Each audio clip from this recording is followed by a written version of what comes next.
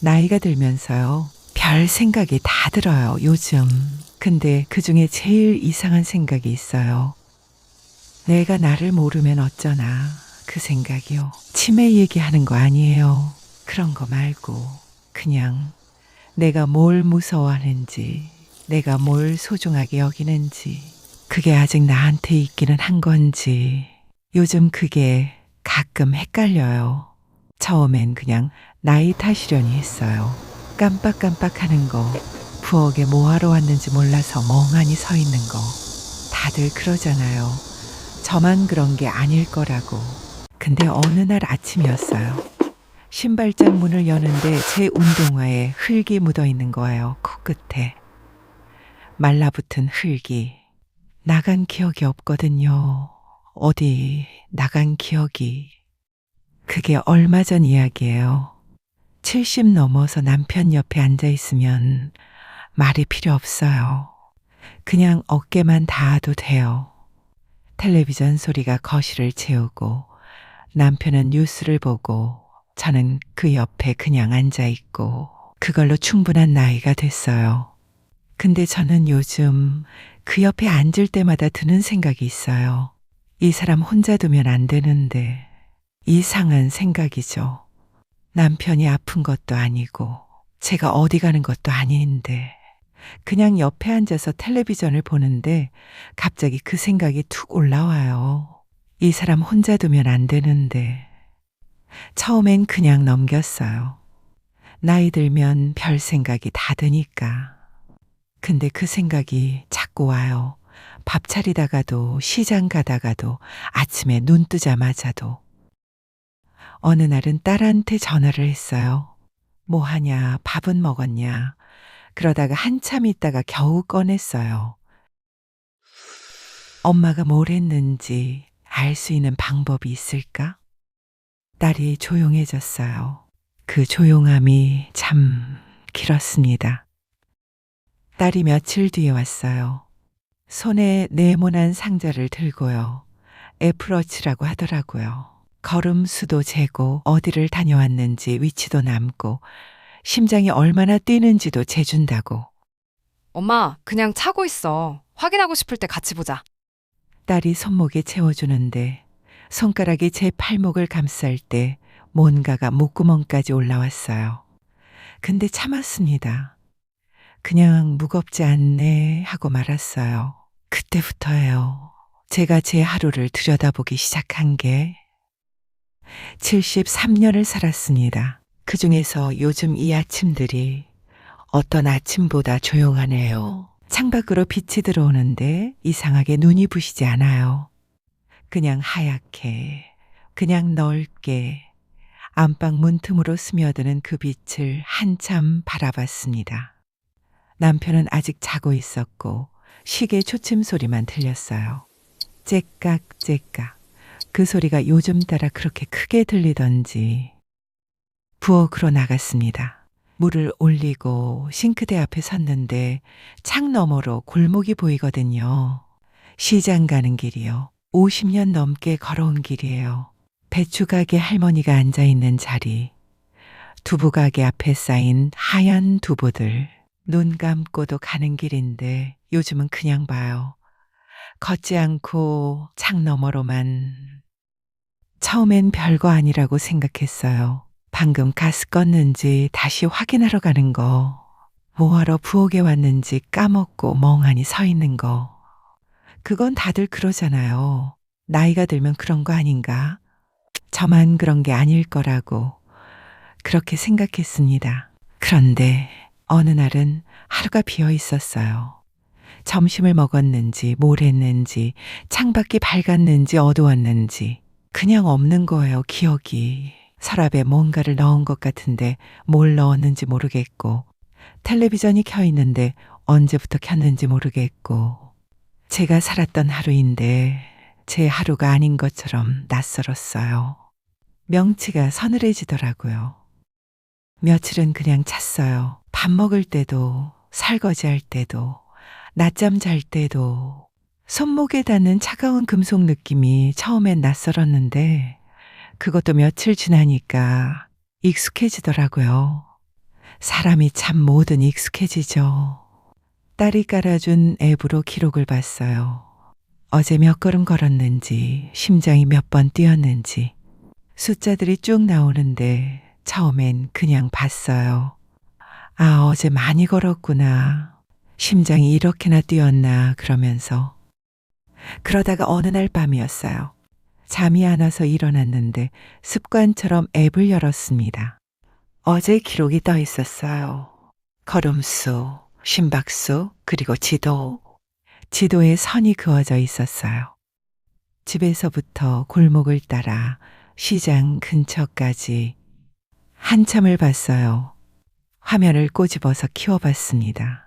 다시 줄여봤어요. 다시 키웠어요.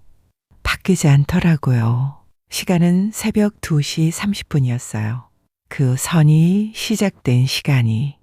나는 그 시간에 잤다고 생각했는데, 분명히 잤다고 생각했는데, 손가락으로 선을 따라가 봤어요. 화면 위를 손가락으로.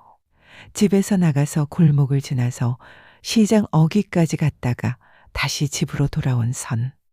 왕복으로 한 30분쯤 되는 거리예요. 그 길, 나 눈 감고도 가는 길이에요. 화면을 껐습니다. 다시 켰어요. 그래도 선은 거기 있었어요. 현관으로 나갔어요. 신발장 앞에 서서 내 신발을 내려다봤습니다. 평소에 신는 베이지색 단화예요. 코끝에 흙이 묻어 있었어요. 옅게 닦이지 않은 흙이. 손으로 만져봤는데 말라있더라고요. 그 흙을 한참 봤습니다. 밖에 나간 사람이 나 말고 누가 있겠어요. 남편은 무릎이 안 좋아서 새벽엔 안 나가요. 딸은 그날 없었고 아무도 없었어요. 나간 사람은 나였어요. 기억이 없는 내가 새벽에 나갔다 온 거예요. 혼자서 그 길을 걸어서 신발장 문을 닫았습니다. 천천히 소리 안 나게. 그날 밤 엄마 생각이 났어요. 밤마다 신발을 끌었던 우리 엄마. 근데 그날 밤은 처음으로 다른 생각이 들었어요. 엄마는 알았을까요? 당신이 나간다는 걸. 당신 신발 코끝에 흙이 묻어 있다는 걸. 아침에 자식들 눈치가 이상한데 자기가 뭘 했는지는 모르는 그 간격을. 엄마는 그걸 느끼셨을까요? 한 번도 생각해 본 적이 없었어요. 엄마 마음을.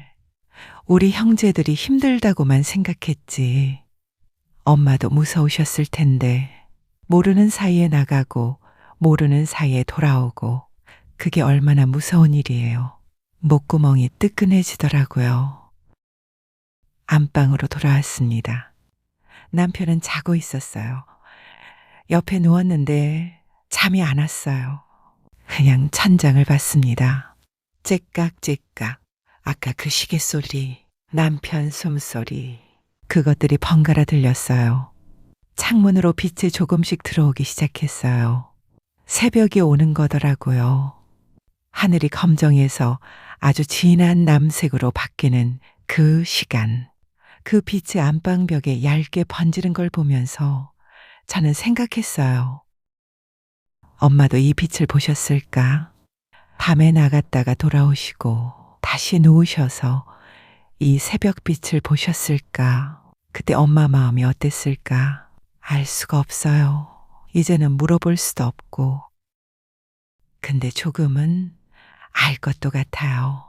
손목에 워치가 차가웠습니다. 그게 밉지 않았어요. 오히려 이상하게 조금 고마웠어요. 내가 모르는 내 하루를 이 작은 기계가 대신 기억해 주니까.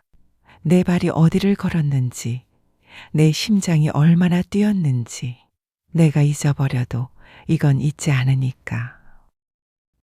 눈을 감았어요. 잠은 오지 않았는데 그냥 눈을 감고 있었어요.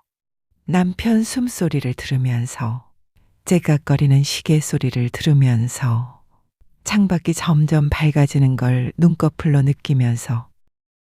무서웠냐고요? 무서웠습니다, 정말로. 하지만 그보다 더 크게 느껴지는 게 하나 있었어요. 뭔지는 아직 말로 잘 못하겠어요. 그냥 오래 피해 다니던 것과 드디어 눈을 맞춘 것 같은 그런 느낌. 며칠이 지났어요. 딸한테는 말 안 했습니다. 말하려고 전화를 든 적이 2번쯤 있었는데 그냥 끊었어요. 밥은 먹었냐로 끝냈습니다. 그 걱정하는 얼굴을 아직은 보고 싶지 않았거든요. 그 대신 수첩을 꺼냈어요. 오래된 거예요. 몇 년 전에 딸이 사준 건데 몇 장 못 쓰고 서랍 안에 넣어뒀던 거예요. 꺼내서 먼지를 손으로 쓸었습니다. 펜을 찾았어요. 볼펜 하나 꺼내서 뚜껑 열었는데 손이 잠깐 가만히 있었어요. 뭘 쓸지 생각한 게 아니에요. 그냥 손이 먼저 움직였어요. 나는 괜찮다고 생각했는데 한 줄 쓰고 펜을 멈췄어요. 한참 그 줄을 봤습니다. 7글자.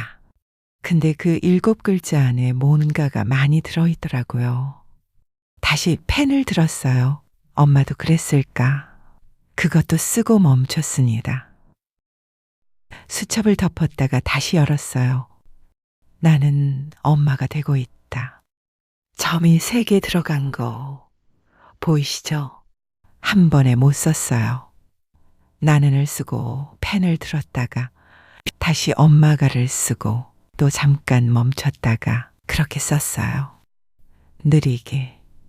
아이들 힘들게 하고 싶지 않다. 이건 좀 빨리 썼어요. 이 마음은 오래된 마음이라서 주저할 게 없었어요. 남편 혼자 두고 싶지 않다. 이건 쓰다가 손이 잠깐 떨렸습니다. 남편은 그날도 거실에서 뉴스 보고 있었어요. 볼륨을 좀 크게 틀어놓고 텔레비전 소리가 방까지 들어오는데 그 소리를 들으면서 수첩에 그 줄을 썼어요. 남편 혼자 두고 싶지 않다. 거실로 나갔습니다. 남편 옆에 앉았어요. 아무 말 안 했어요. 그냥 앉았습니다. 남편도 별말 없이 뉴스 봤어요. 우리 나이가 되면 그게 돼요. 말 없이 옆에 있는 것. 그게 뭔지 아는 나이. 남편이 잠깐 저를 봤어요. 왜?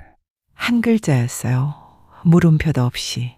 그냥 저도 한 글자로 대답했습니다. 남편이 다시 텔레비전을 봤어요. 저도 봤어요. 무슨 내용인지 하나도 안 들어왔는데 그냥 봤습니다. 남편 어깨가 옆에서 느껴지는 게 따뜻하더라고요. 그 온기가 팔뚝에 닿는 게 그걸로 됐어요. 그날 밤 수첩을 다시 꺼냈어요. 5줄을 한 번 더 읽었습니다.